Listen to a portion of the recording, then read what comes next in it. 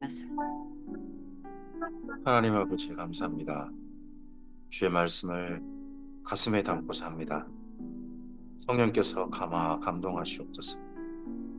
말씀이 우리 안에 신비에 새겨지게 하시고 우리 심장으로 흘러들어오게 하옵소서. 뜨거운 피로 오늘 하루 흐르게 하시고 이 하루 걷는 모든 시간 속에서 하나님께서 피게 하시고 싶으신 꽃으로 피어나게 하옵소서. 뜻이 하늘에서와 같이 오늘 우리의 삶 속에서 이 땅 가운데 하나님이 향기로 나타나게 하옵소서. 부탁드리오며 예수님 이름으로 기도합니다. 아멘. 오늘은 마태복음 11장에서 13장까지의 말씀 함께 읽습니다. 어, 유대인들의 맞춤형인 유대인들을 1차 복자로 한 마태복음에서 예수님의 사역이 세 가지 소개되고 있습니다.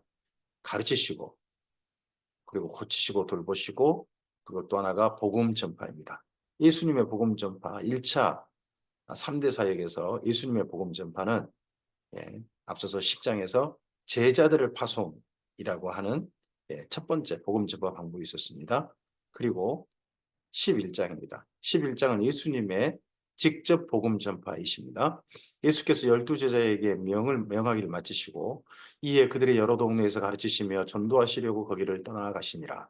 요한이 옥에서 그리스도께서 하신 일을 듣고 제자들을 보내어 예수께 여짜오되 오실 그 이가 당신이 오니까 우리가 다른 일을 기다리고 오니까 예수께서 대답하여 이르시되 너희가 가서 듣고 보는 것을 요한에게 알리라 합니다.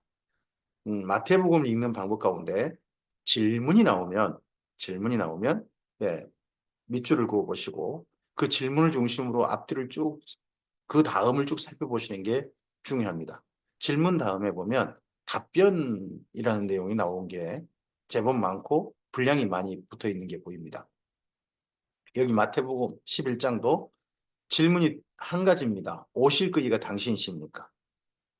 예수님더러 세례 요한이 제자들을 보내가지고 했던 질문입니다. 오실 분 정말 당신 맞습니까? 세례 요한은 그렇게 했죠. 내 다음에 어, 한 분이 오실 것이다. 그분은 내가 그분의 신발을 들기도 신발끈 매기도 감당하지 못할 정도의 분이시다. 나는 물로 세례를 베풀고 그분은 성령으로 세례를 베푸실 분이시다. 라고 소개를 했죠. 예언을 했는데 그분이 바로 당신 맞습니까? 세례요한이 합니다.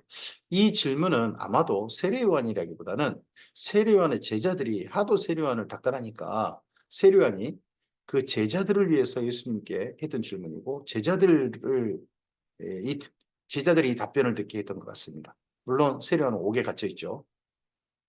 근데 여기 11장에는 예수님의 답변이 두 번 있습니다. 오실 그이가 당신 맞습니까? 하는 질문에 대한 세례 요한에게 했던 답변이 있으시고 그 다음 예수님과 함께 있는 무리에게 하신 답변이 있습니다. 맹인을 보며 못 걷는 사람이 걸으며 나병한 자가 깨끗함을 받으며 못 듣는 자가 들으며 죽은 자가 살아나며 가난한 자에게 복음이 전파된다 하라. 예, 세례 요한에게 이러한 사역을 예수님의 사역을 이렇게 소개하라고 합니다.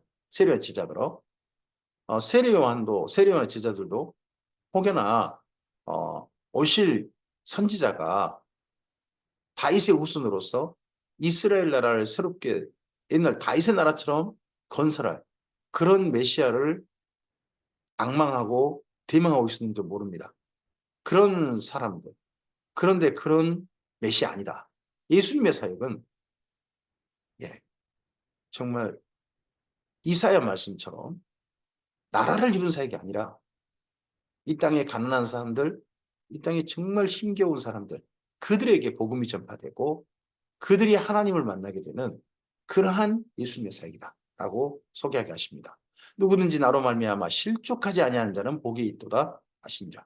이러한 예수님의 사역을 보고 오실 그 선지자가 이런 사역을 메시아가 이런 사역을 하신다는 것 때문에 실망하지 않는 사람. 이 무슨 메시아가 이래? 우리를 저 로마 압제에서 벗어나게 해줘야지. 하나님 그렇게 하지 않고 정말 실족하지 않고 이러한 메시아를 따르는 사람들, 그 사람들이 복이 있다. 이 말씀은 세례요한에게 하신 말씀이라기보다는 6절 말씀은 세례요한의 제자들을 향한 말씀이라고 저는 봅니다. 그들이 떠나며 예수께서 무리에게 요한에 대하여 말씀하시되 너희가 무엇을 버리고 광야에 나갔더냐? 바람에 흔들리는 갓되냐? 그러면 너희가 무엇을 버리고 나갔더냐? 부드러운 옷 입은 사람이냐? 부드러운 옷을 입은 사람들은 왕궁에 있느니라. 그러면 너희가 어찌하여 나갔더냐? 선지자를 보기 위함이었더냐? 옳다. 내가 너희에게 이르노니 선지자보다 더 나은 자니라. 예수님의 세례요한을 대한 평가입니다. 구약 성경에 수많은 선지자들이 있죠. 근데 그 선지자들보다 더 나은 자가 세례요한이다. 사무엘보다 엘리사보다 더 나은 선지자가 바로 세례요한이다. 기록된 바 보라 내가 내 사자를 내 앞에 보내노니 그가 내 길을 내 앞에 준비하리라 하신 것이 이 사람에 대한 말씀이니라. 네, 말라기 3장 1절 말씀이죠. 내가 진실로 너에게 말하노니 여자가 낳은 자 중에 세례 요한보다 더 큰 이가 일어남이 없도다. 그러나 천국에서는 극히 작은 자라도 그보다 크니라. 세례 요한은요 여자가 낳은 자 중에 가장 크다고 합니다. 여자가 낳은 그럼 이 땅에 태어난 사람들 중에 다 여자가 낳았잖아요. 여자가 낳은 사람들은 전부 다 세례 요한보다 작은 자입니다. 근데 천국 하나님 안에 새롭게 태어난 자입니다. 여자가 낳은 자 말고 하나님께서 낳은 자. 예수님께서 성령님을 통하여서 이 거듭남의 이야기를 하셨죠. 이 천국. 예수님이 보내시는 성령님을 통하여 태어날 사람들. 그가 세례요한보다 더 크다라고 하십니다. 세례요한은 오실 천국을 이 땅에 나타날 천국을 예언하고 전파했습니다. 근데 예수님은 오신 천국입니다. 예수님을 통하여서 성령님의 역사가 나타나고 있습니다. 그래서 주님 안에 새롭게 사람들이 태어나고 있습니다. 그 태어난 사람들은 세례요한보다 더 큽니다. 천국을 실제 오실 천국을 대망하는 게 아니라 오신 천국 속에 사는 사람이니까요. 세례요한 때부터 지금까지 천국은 침노를 당하나니 침노한 자는 빼앗느니라. 세례요한 이후 천국은 침노당한다. 이거 적극적으로 표현하는 게 좋겠습니다. 적극적으로 들어가는 자를 찾는다는 겁니다. 천국은 적극적으로 구하는 자, 적극적으로 들어가는 자에게 문이 활짝 열립니다. 모든 선지자와 율법이 예언한 것이 요한까지입니다. 그래서 세례 요한까지는 구약의 예언입니다. 구약을 가지고 활동하는 거죠. 만일 너희가 즐겨받을진대 오리라 한 엘리야가 곧 이 사람이니라. 귀 있는 자는 들을지어다. 이 세대를 무엇으로 비유할까? 비유하건대 아이들은 장태에 앉아 제 동물을 불러 이르되 우리가 너희를 향하여 피리를 불어도 너희가 춤추지 않고 우리가 슬피 울어도 너희 가슴을 치지 아니하였담과 가도다. 세례요한이 그렇게 외쳤는데 이거 반응이 영 시원치 않다는 거죠. 요한이 와서 세례요한이 와서 먹지도 않고 마시지도 아니하며 그들이 말하기를 귀신이 들렸다 하더니 금식 많이 한다고 귀신 들렸다 했다는 겁니다. 그리고 인자는 와서 예수님은 와가지고 먹고 마시며 말하기를 보라 먹기를 탐하고 포도주를 즐기는 자요 세리와 죄인의 친구로다 하니 지혜는 그 행한 일로 인하여 옳다함을 얻느니라. 네, 예수님이 오니까 또 예수님에 대해 또 폄하하는 거예요. 세례요한도 폄하하고 예수님도 폄하하고 좋게 안 보는 거죠. 그럼 누구만 좋은 사람이에요? 자기만 좋은 사람이란 거죠. 이 사람들이 누구예요? 바리새파 사람들이죠. 예수께서 권능을 가장 많이 행하신 고들들이 회개하지 아니하므로 그때에 책망하시되. 자, 여기 하필 권능을 많이 행하신 고들들 책망 이야기가 나옵니다. 오실 그 이가 당신이 오니까를 가지고 기억하셔야 됩니다. 오실 그 이가 당신 맞습니까? 예수님께서 권능을 왜 행하셨습니까? 오실 그 이로서 권능을 행하셨습니다. 그런데 회개하지 않았다. 화 있을진저 고라시나 화 있을진저 베세다야 너희에게 행한 모든 권능을 두로와 시도인에서 행하였더라면 그들이 벌써 베옷을 입고 제에 앉아 회개하였으리라. 내가 너희에게 이르노니 심판날에 두로와 시돈이 너희보다 견디기 쉬우리라. 가버나오마 내가 하늘에까지 높아지겠느냐 음부에까지 낮아지리라. 내가 내게 행한 모든 권능을 소돔에서 행하였다면 그 성이 오늘까지 있었으리라. 내가 너희에게 이르노니 여기 너희가 누구입니까? 고라신, 베세다, 가버나움 하는 이 갈릴리죠. 너희에게 이르노니 심판날에 소돔 땅이 너희보다 견디기 쉬우리라 하시니라. 마태복음, 마가복음, 누가복음요. 예수님의 주요 사역, 특별히 권능을 베푸신 사역을 갈릴리 그쪽 지역을 중심으로 펼치셨다 하고 보통 기록합니다. 근데 이제 요한복음은 갈릴리에서의 권능 베푸심보다는 예루살렘에서 권능을 베푸신 것을 주로 많이 기록하죠.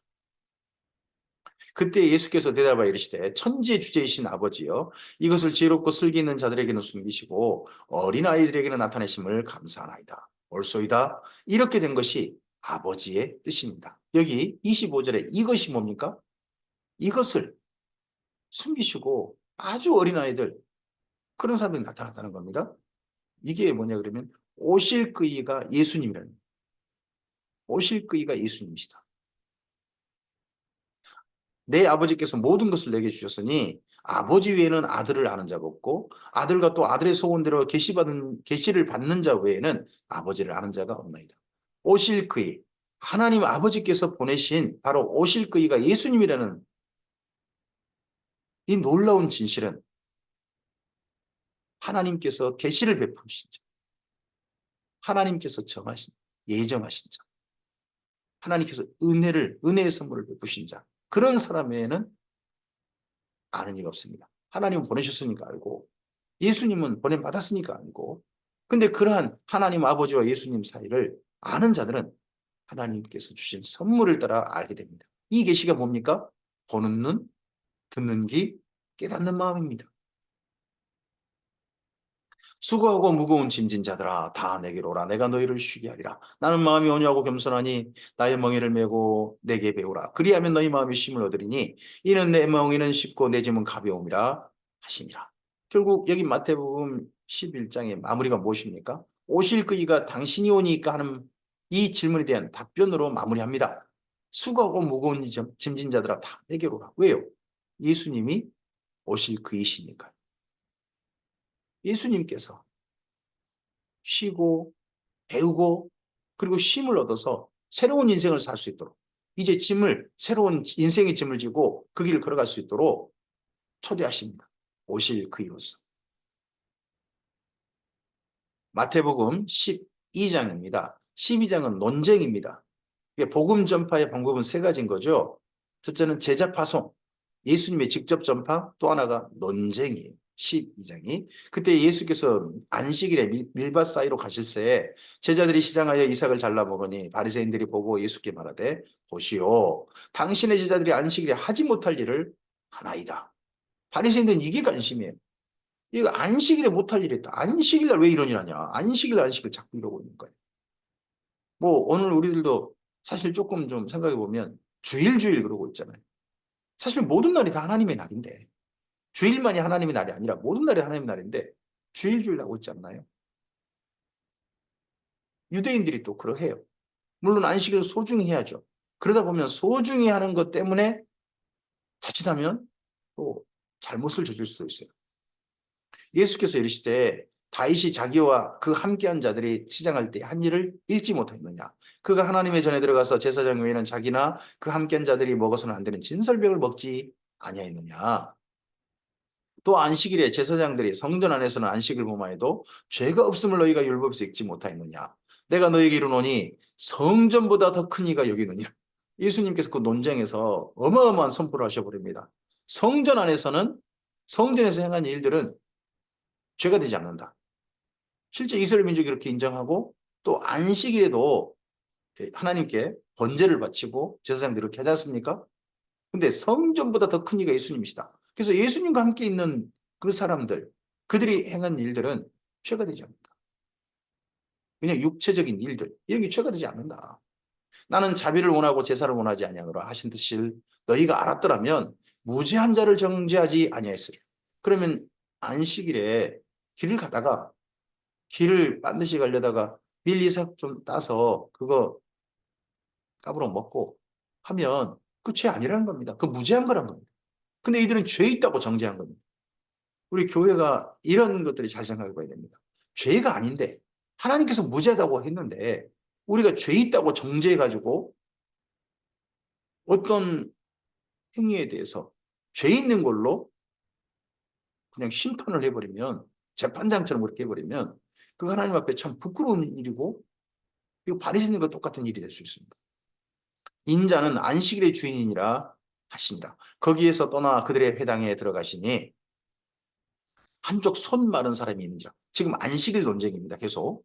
사람들이 예수를 고발하려 하여 물어 이르되 안식일에 병 고치는 것이 옳으니까. 안식일에 병 고치는 것은 무죄하다. 이게 예수님의 선포입니다. 안식일에 조금 길을 가다가 손에 잡힌 거 그냥 버리지 않고 먹는 거 무죄하다. 이게 예수님의 선포시죠. 근데 안식일에 길을 가다가 손에 밀리삭이 잡혔으면 그냥 버려라. 까불어 먹으면 안 된다. 이게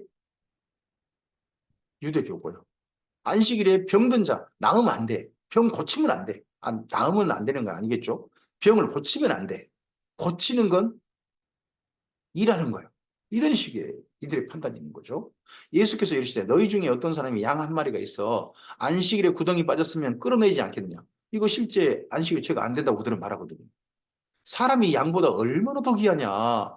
그러므로 안식일에 선을 행하는 것이 옳으니라 하시고 안식일에 선한 일, 안식일이라 할지라도 착한 일을 할 기회가 있다면 그렇게 하는 것이 옳다. 자기 몸을 위해서, 자기 이익을 위해서 어떤 일하는 거, 그런 거에 대해서 하나님께서 금하신 것이지. 선을 행하는 것도 금하신 게 아니라는 거죠. 이에 그 사람에게 이르시되 손을 내밀라 하시니 그가 내밀매 다른 손과 같이 회복되어 상하더라. 바리새인들이 나가서 어떻게 하여 예수를 죽일까? 이 수님의 논쟁에 예수님께서는 성전보다 크신 이가 자기다. 그리고 이런 행동은 전혀 죄가 되지 않는다 하는 걸 실제 드러내십니다. 그리고 실제 드러내셔가지고 갈릴리 수많은 사람들로부터 환호를 받습니다. 근데 이게 싫은 겁니다. 자기들이 정한 규례를, 자기들이 정한 전통을 깨트리는 예수님이 정말 싫은 거죠. 자기들의 권위를 훼손하고 자기들이 잘못 가르쳤다고 생각되고 자기들을 대적하는 자로 생각하니까 예수를 죽이려는 운운을 이들이 하는 거죠. 예수께서 아시고 거기를 떠나시니 많은 사람이 따르는지라.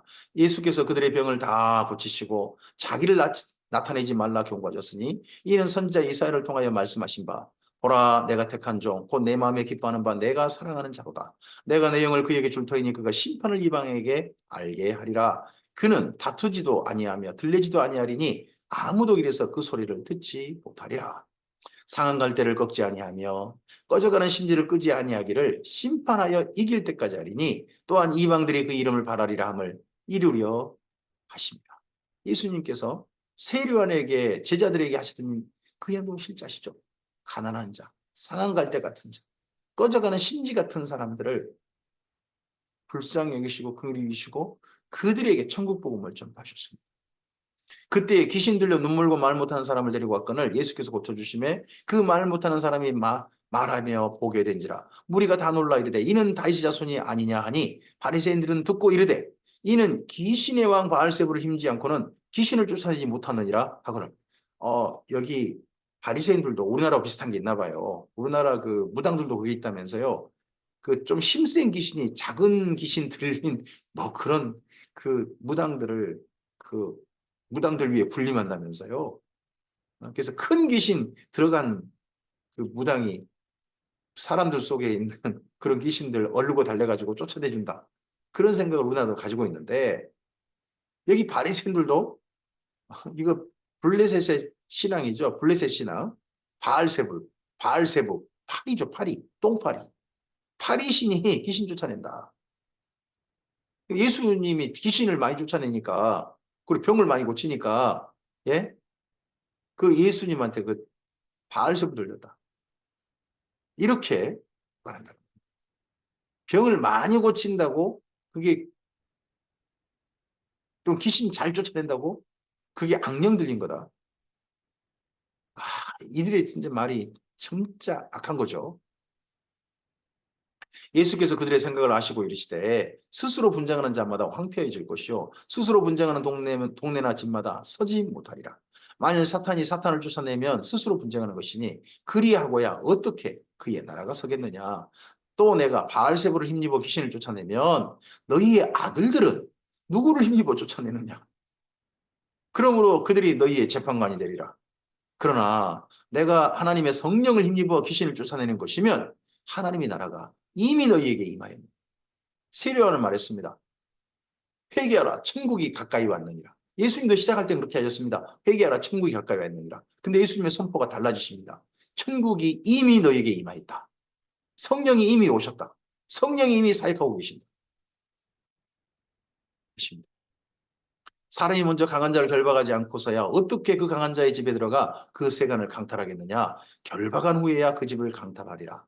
나와 함께하지 아니하는 자는 나를 반대하는 자요 나와 함께 모으지 아니하는 자는 해치는 자니라. 그러므로 내가 너희에게 이르노니 사람에 대한 모든 죄와 모독은 사하심을 얻되 성령을 모독하는 것은 사하심을 얻지 못하겠고 또 누구든지 말로 인자를 거역하면 사하심을 얻되 누구든지 말로 성령을 거역하면 이 세상과 어느 세상에서도 사하심을 얻지 못하리라. 예수님께서 이 바리새인들과 논쟁하십니다. 그러시면서 예수님께서 성령님을 통하여서 나타나신 사역, 성령님을 의지하여 성령 충만하셔서 나타나신 사역, 모든 사역을 악령의 사역이라고 그렇게 모독하는 사람들에 대해서 그 죄 사함이 없을 것이다.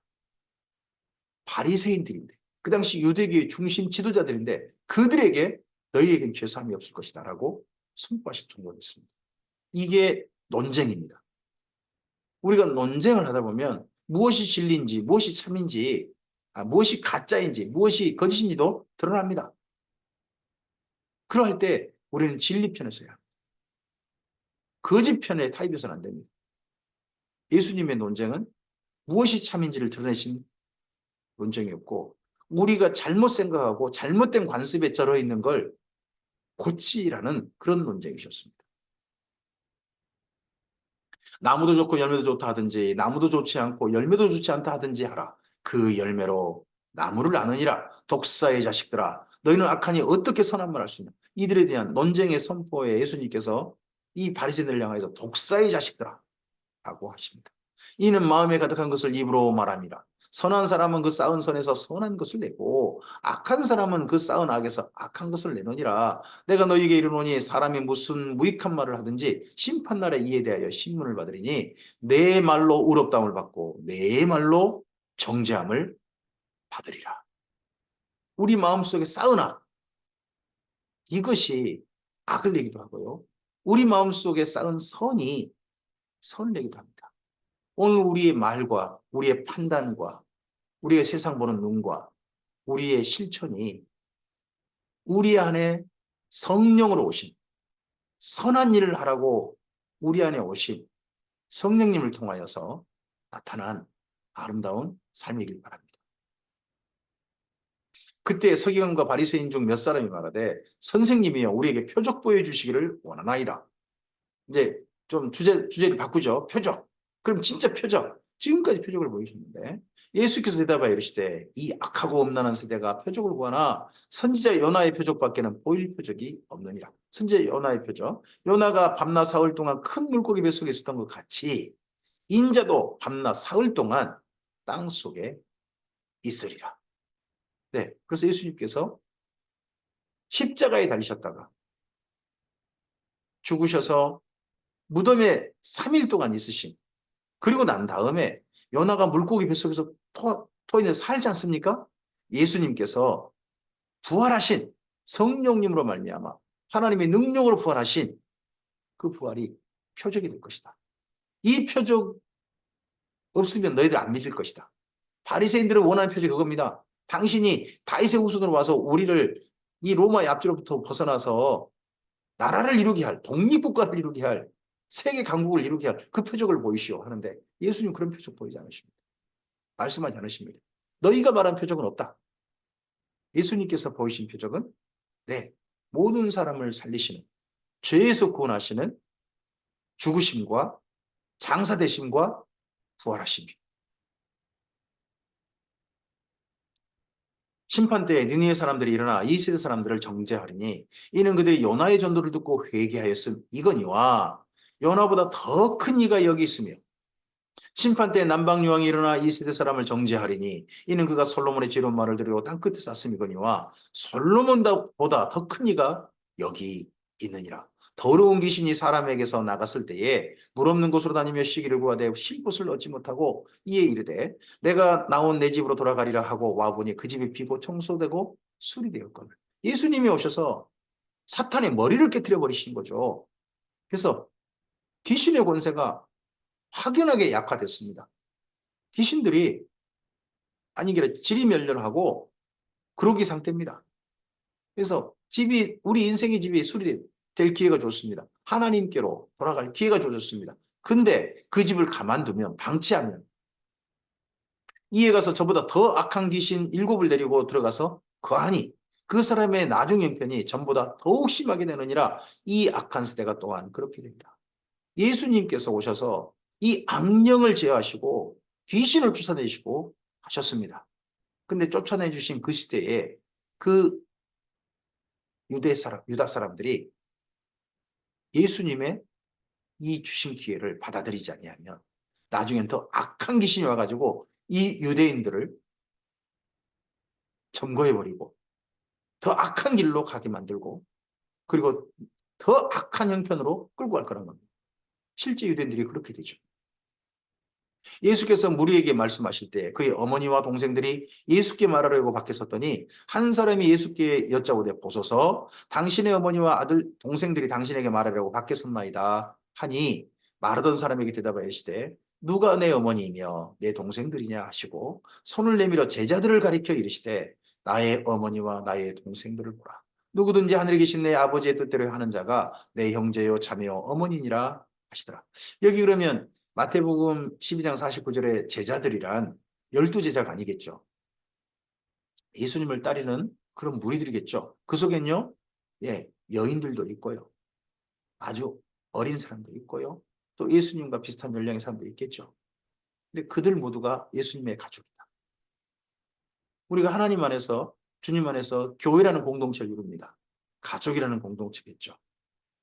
예수님의 공동체. 근데 특징이 뭡니까? 교회를 다닌다는 특징이 아닙니다. 예수님 말씀하신 특징은 하늘에 계신 내 아버지의 뜻대로 하는 자란 특징입니다. 마태복음 13장입니다. 이제 두 번째 예수님의 3대 사역을 소개합니다.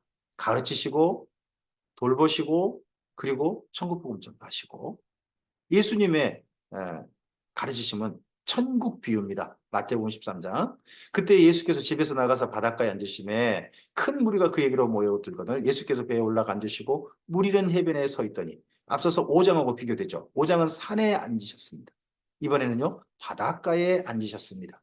배에 올라가 앉으셔서 바닷가에 있는 사람들을 서 있는 사람들에게 말씀 전하신 겁니다. 예수께서 비유로 여러 가지를 그들에게 말씀하시되 씨 뿌린 자가 뿌리로 나가서 뿌릴새 더러는 길가에 떨어짐에 새들이 와서 먹어버렸고 더러는 흙이 얕은 돌밭에 떨어짐에 흙이 깊지 아니하며 곧 싹이 나오나 해가 돋은 후에 타서 뿌리가 없어짐으로 말랐고 더러는 가시떨기 위에 떨어짐에 가시가 자라서 기운을 막았고 더러는 좋은 땅에 떨어짐에 어떤 것은 100배 어떤 것은 60배 어떤 것은 30배 결실을 하였느니라. 귀 있는 자는 들으라 하시니라. 여기 비유를 말씀하셨습니다. 이 비유를 그 다음에 답변이 있으니까 읽고요. 예수님께서 앉으셨고 무리는 바닷가에 섭니다. 마치 그 어느 때 풍경이 떠오르냐 그러면 맨 처음 느헤미야서 8장에 제1의 에스라 성경 강좌가 떠오릅니다. 하나님의 율법책을 펼쳤다. 모든 사람 펼치자. 에스라가 펼치자. 모든 사람이 그 말씀 앞에 섭니다. 그때 광경이 떠오르게 하죠. 제자들이 예수께 나와 이르되 어찌하여 그들에게 비유로 말씀하시나이까. 대답하여 이르시되 천국의 비밀을 아는 것이 너희에게는 허락되었으나 그들에게는 아니되었나니. 지금 예수님 앞에 모인 무리들 가운데도 천국의 비밀 아는 것 허락된 사람이 있고 허락되지 않은 사람이 있다는 겁니다. 상당히 많은 무리는 이 천국의 비밀을 예수님이 말씀하셔도 모른다는 거죠. 이 천국의 비밀이란 이 다음 쭉 읽어보면 나옵니다. 무릇 있는 자는 받아 넉넉하게 되되 없는 자는 그 있는 것도 빼앗기리라. 무엇이 있는 자입니까? 천국의 비밀을 가진 자. 가진 자와 못 가진 자.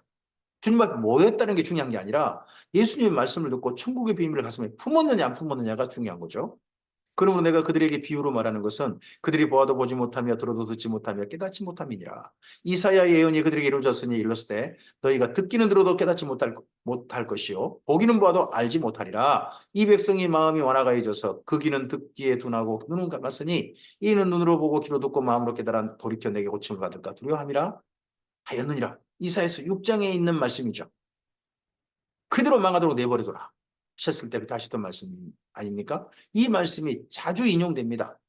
예수님께서 오셨습니다. 예수님께서 이사야와 같은 이름이십니다. 이사야가 예수님 때에 어떻게 발음되냐 그러면 예수스, 예수님이라고, 예수라고 발음됩니다. 근데 이사야의 이사야는요, 말하지 못했습니다. 근데 예수님께서는요, 오셔서 가르치셨습니다. 가르쳤음에도 불구하고 깨닫지 못하더라는 거죠. 그러나 깨닫는 자들, 보는 자들, 듣는 자들, 너희 눈으로는 봄으로 너희 귀는 들음으로 보기 두다. 뭘 보아요? 뭘 들어요? 천국의 비밀이에요.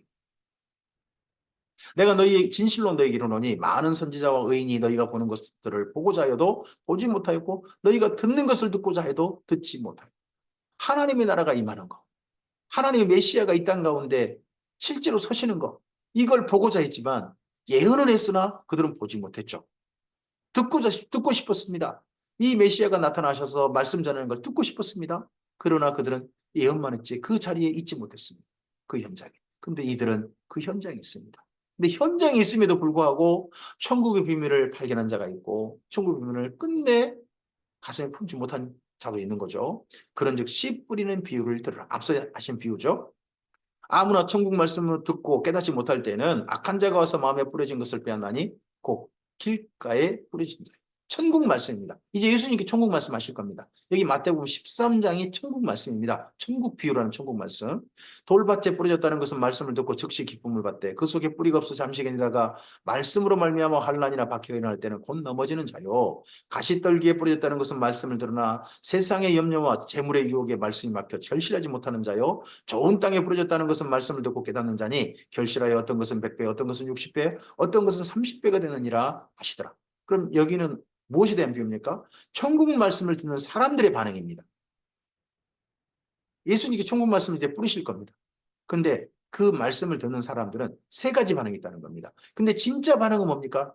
예수님께서 원하신 반응은 한 가지밖에 없습니다. 23절의 반응입니다. 앞에는 결국 천국 말씀 들었으나 듣지 못한 자들이 되고 맙니다. 진짜 듣는 사람들은 23절이죠. 말씀을 듣고 깨닫고요. 어디까지 가야 합니까? 결실한 데까지 가는 겁니다. 이 사람들이 진짜 들은 사람들. 천국의 비밀을 가슴에 진짜 품은 자들. 예수께서 그들 앞에 또 비유를 들어 이르시되 이제 여기서부터 24절부터 천국 비유입니다. 천국 말씀.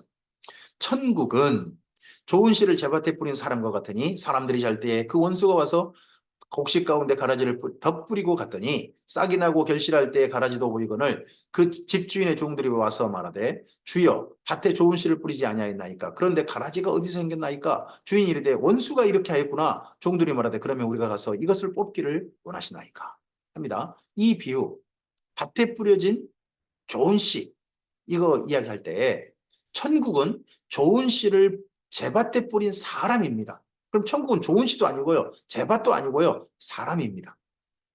천국은 씨를 뿌린 사람, 자기 밭에다가 좋은 씨를 뿌린 어떤 사람입니다. 이 사람이 누구냐가 천국의 비밀입니다. 근데 이 주인과 달리 그 집, 그 밭도, 자기 밭도 아닌데 원수가 가라지를 뿌려가지고 이 곡식 자라는 것도 해방하고 나중에 거두는 것도 해방하는 거죠. 이 가라지는 우리나라에 있는 가라지 아닙니다. 이거 먹으면 독이 있어서 그 먹은 사람들이 정말 죽을 수 있습니다. 큰일을 입을 수 있습니다. 그러니까 그 땅에 나는 그 이쪽 가라지라고 여기 말한 우리나라 가라지가 아니에요. 그 가나안 땅에 난 이것은 반드시 제거해야 됩니다. 근데 자랄 때는 어떻게 할 수가 없어요. 마지막에 추수하기 전에 먼저 가라지를 다 뽑는 거예요. 그거 그대로 뒀다간 그 거뒀다가는 함께 먹었다가는 큰 해를 입으니까 큰일 납니다. 이제 일단 자랄 때는 그냥 두는 거죠. 주인이 이르되 가만두라. 가라지를 뽑다가 곡식까지 뽑을까 염려 하노라. 둘 다 추수 때까지 함께 자라게 두라. 추수 때에 내가 추수꾼들에게 말하기를 가라지는 먼저 거두어 불사르게 단으로 묶고 곡식은 모아 내 국간에 넣어라 하리라. 네, 그때 하는 겁니다. 추수 때. 또 비유를 들어 이르시되 두 번째 천국 비유입니다. 천국의 비밀이 담긴 비유입니다. 천국은 마치 사람이 자기 밭다 심은 겨자씨 한 알 같으니 여기 두 번째 31절의 천국은 뭡니까? 자기 밭도 아니고요. 사람도 아닙니다. 이번에 뭡니까? 겨자씨 한 알입니다. 첫 번째 24절에서는요. 네. 어떤 한 사람이었습니다. 사람이 천국이었습니다. 여기 31절에서는요. 겨자씨 한 알이 천국의 비밀의 대상이 됩니다. 이는 모든 씨보다 작은 것이로되 자란 후에 뿔보다 커서 나무가 되매 공중의 새들이 와서 그 가지에 기들이니라. 또 비유로 말씀하시되 세 번째 천국 비유입니다. 천국은 마치 여자가 가로소말 속에 갖다 넣어 전부 부풀게 한 누룩과 같으니라. 이번에 세 번째 천국은 뭡니까? 누룩입니다. 누룩. 누룩이 천국입니다. 천국의 비밀이 있어요. 예수께서 이 모든 것을 우리에게 비유로 말씀하시고 비유가 아니면 아무것도 말씀하지 아니하셨으니 이는 선지자를 통하여 말씀하신 바 내가 입을 열어 비유로 말하고 창세부터 감추인 것을 드러내리라 함을 이루려 하심이라. 여기 시편에 있는 말씀을 인용한 겁니다. 역사를 통해서 하나님의 비밀을 하나님의 선하신 뜻을 알고자 했던 거기 말씀의 인용이죠. 이에 예수께서 무리를 떠나서 집에 들어가시니 제자들이 나와 이르되 밭의 가라지의 비유를 우리에게 설명하여 주소서. 24절에 있던 비유죠. 그들은 뭐 그 자기 밭에다가 좋은 씨를 뿌리는 어떤 사람에 관심 있는 게 아니라 그 원수가 밤에 와가지고 뿌렸다는 가라지가 뭐대요? 라고 그렇게 물어본 거죠. 대답하여 이르시되 여기 답변이 중요합니다. 이 답변이 예수님의 답변이 모든 천국의 비밀, 천국 비유의 해석의 기본이 됩니다. 좋은 씨를 뿌리는 인자요. 여기 37절 말씀을 꼭 기억했으면 좋겠습니다. 천국은 무엇입니까? 24절의 천국은 좋은 씨를 자기 밭에 뿌리는 어떤 사람 아니었습니까? 그 사람이 누구다? 인자다. 예수님이시라는 겁니다. 그럼 천국은 뭡니까? 천국은 중간에 걸 빼면 이렇습니다. 천국은 예수님이라는 겁니다. 그러면 천국은 겨자씨 하나라겠죠. 겨자씨 하나는 누구십니까? 예수님이십니다. 천국은 또 뭐셨습니까? 누룩 아니었습니까? 그 누룩이 누구십니까? 예수님입니다. 예수님이 오셔서 시작되어지는 나라, 실제 나타나셔서 시작하시는 그 나라, 그 나라가 바로 천국입니다. 예수님이 오셨으므로 천국은 시작되었습니다. 우리 안에 자라고 있고 열매 맺어가고 있고 우리 안에서 부풀어가고 있습니다. 우리 안에서 나무가 되어가고 있습니다. 밭은 세상이요 좋은 씨는 천국의 아들들이요 가라지는 악한 자의 아들들이요 가라지를 뿌리는 원수는 마귀요 추수 때는 세상 끝이요 추수꾼은 천사들이니 그런즉 가라지를 거두어 불에 사르는 것 같이 세상 끝에도 그러하리라. 인자가 그 천사들을 보내리니 그들이 그 나라에서 모든 넘어지게 하는 것과 또 불법을 행하는 자들을 거두어내어 풀무불에 던져 넣으리니 거기서 울며 이를 갈게 되리라. 이 나라에서 악한 것들을 다 뽑아버리고 그리고 거두갈 겁니다. 이 나라는 거두갑니다. 이 땅에 그대로 있다? 그렇게 볼 수도 있죠. 그건 모릅니다. 하지만 거두어감을 당합니다. 이 나라는 하나님의 천국으로, 하나님의 창고로 거두어져 가는 거죠. 그때 의인들은 자기 아버지 나라에서 해와 같이 빛나리라. 아버지 나라가 이 땅 지구는 나라, 우주 전체가 아버지 나라 아닙니까? 근데 여기 말하는 아버지의 나라, 이스라엘 민족이 말하는 예수님께 말씀하신 아버지 나라는 저는 이 지구가 아닐 수 있다고 생각합니다. 귀 있는 자는 들으라. 천국은 마치 그 다음 네 번째 비유입니다. 천국은 마치 밭에 감추인 보화와 같으니 사람이 이를 발견하러 숨겨두고 기뻐하며 돌아가서 자기 소유를 다 팔아 그 밭을 샀습니다. 여기 앞서 천국 비유의 기본 해석 기억하시기 바랍니다. 천국은 예수님이다. 그러면 밭에 감추인 보화가 예수님이라고 보십시오. 밭에 감추인 보화가 예수님입니다. 근데 그 예수님이란 보화를 발견한 사람은 어떻게 합니까?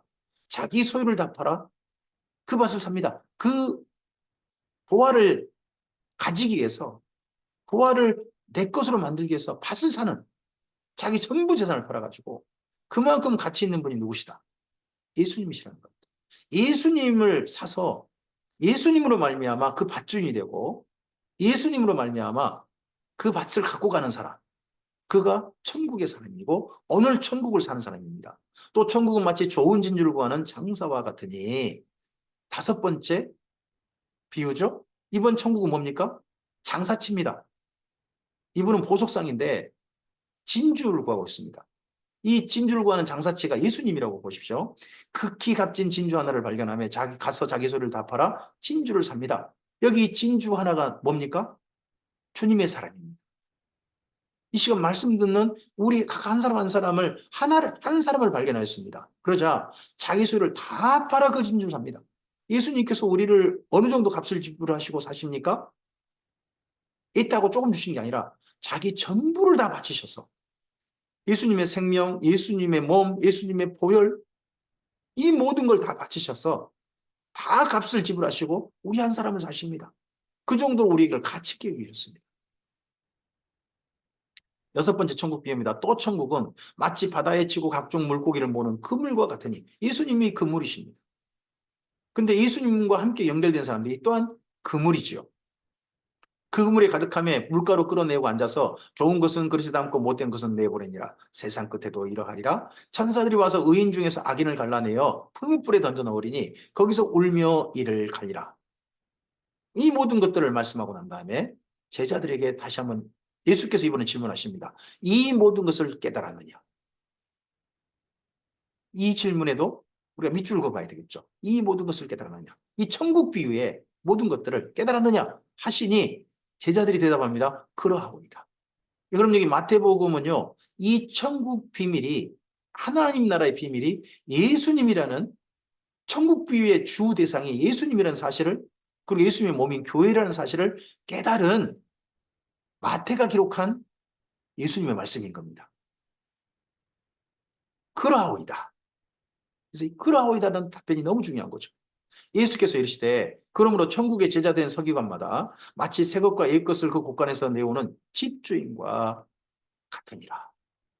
우리가 새 것과 옛 것을 집주인처럼 내온다는 겁니다. 곳간에서 내올 때 새 곡식도 내오고 옛 곡식도 내오죠. 근데 다 소중한 거예요. 다. 옛 것에서도 주님의 은혜가 있고 새 것에서도 주님의 은혜가 있는 거죠. 집주인처럼 그렇게 할 수 있습니다. 예수님께서 이 모든 것을 우리에게 은혜의 선물로 주셨기 때문입니다. 예수께서 이 모든 비유를 마치신 후에 그곳을 떠나서 고향으로 돌아가서 그들의 회당에서 가르치시니 그들이 놀라 이르되 이 사람의 이 지혜와 이런 능력이 어디서 났느냐? 이는 그의 목수의 아들이 아니냐? 그의 어머니는 마리아, 그의 형제들은 야고보, 요셉, 시몬, 유다라 하지 않느냐? 그 누이들은 다 우리와 함께 있지 아니하냐? 그런즉 이 사람의 이 모든 것이 어디서 났느냐 하고 예수를 배척하지라. 나사렛은 예수님을 배척했습니다. 가르쳤는데 여기 바닷가에서 가르치셨고 또 나사렛에서 가르치셨습니다. 근데 예수님은 배척을 당했고 많은 무리들은 천국의 비밀을 가슴에 품지 못했습니다.